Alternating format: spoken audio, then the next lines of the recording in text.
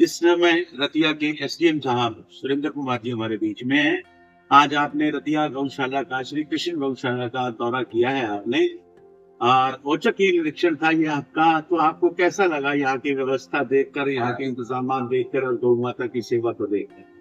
नहीं, मैं उसको उचित निरीक्षण नहीं कहूँगा। मैं तो गौ माता के आशीर्वाद के लिए आया था यहाँ पे, और मैं पहले भी आता रहा हूँ।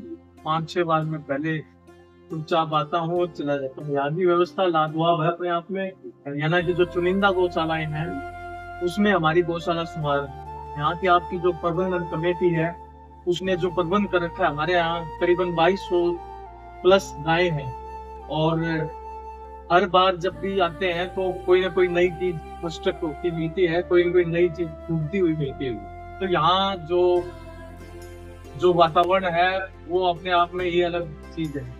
मंदिर है, साथ में गौ माताएं हैं, लोगों का आवागमन लगा रहता है, बच्चे भी आते हैं।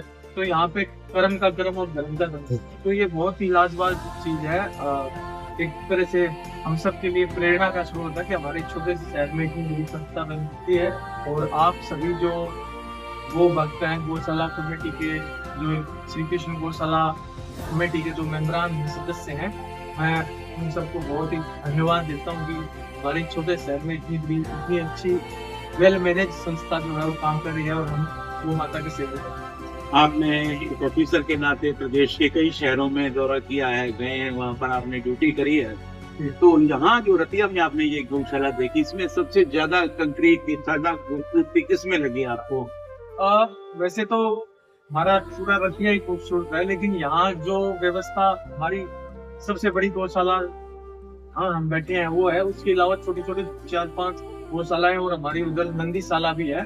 तो इसको देख के क्या है कि हर एक शहर में हम देखते हैं कि बेसहारा पशु गोवे जो है वो हर जगह में दिखती है।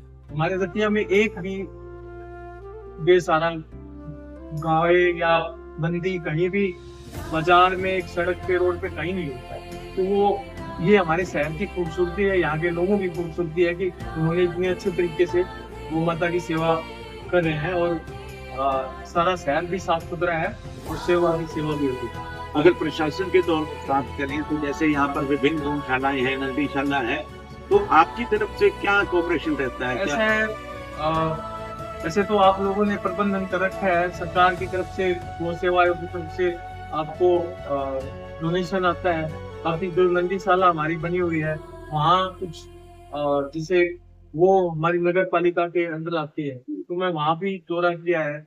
वहाँ कुछ उनकी 2-4 चीजें थी जो जिनमें हम कुछ योगदान कर सकते थे, वो मैंने करवाई है।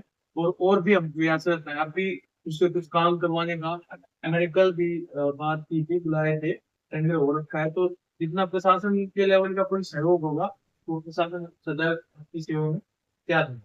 रामबाग जैसे इसके अंदर आता है, उसको लेकर भी कुछ इश्यूज आपको कमेटी ने बताए हैं, उसको लेकर है? ऐसा है, उसमें जैसे शिव धाम के नाम से सरकार की स्कीम है, तो उसके तहत जो है, एक बार आप भी बात करें, मैं नगर पालिका के जो अधिकारी हैं उनको बुला के उसमें जो भी प्रोविजन में है कानून के तहत से करवा सकते हैं।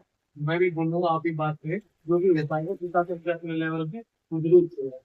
हम उम्मीद करेंगे कि आज आपने यहाँ पर गौ माता की दर्शन किए देखा, भविष्य में भी आप इसी प्रकार यहाँ पर आकर विजिट करते नहीं, रहे। मैं बिल्कुल रेगुलर आता रहा हूँ, आगे भी आता रहूंगा, और ये मेरा सौभाग्य है। तो सर, ये थे एसडीएम साहब सुरेंद्र कुमार जी, जिनका गौ सेवा के प्रति गहरा नाता है, प्रेम है, और इन्होंने कहा कि वो इसका जो लेवल है और ऊंचा बढ़ाने के लिए प्रशासन की तरफ से सहयोग करेंगे, और हमारी श्री कृष्ण गौशाला कमेटी की तरफ से भी इनका धन्यवाद करते हैं। और इन्हीं शब्दों के साथ मैं धर्मेंद्र गोस्वामी सभी दर्शकों से भी यही निवेदन करूंगा कि आप भी यहाँ पर आइए, गौ माता के दर्शन कीजिए, यथासंभव सहयोग कीजिए। जय गौ माता। जय